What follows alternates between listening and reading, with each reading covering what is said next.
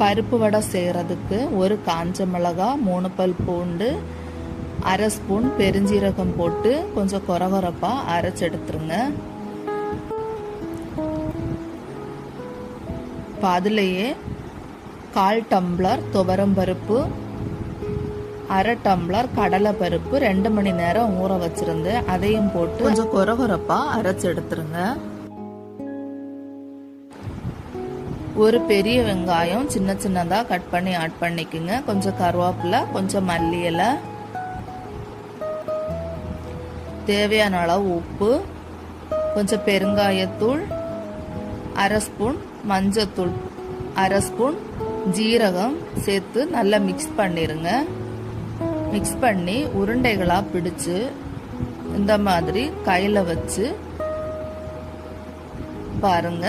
எனக்கு பக்குவம் கரெக்டாக இருக்கு. உங்களுக்கு தண்ணியாக இருந்ததுன்னா கடலை மாவு இருந்தாச்சுன்னா கடலை மாவு சேர்த்துக்குங்க. இப்போ இதை எண்ணெயில் போட்டு பொரிச்சு எடுத்துடலாம்.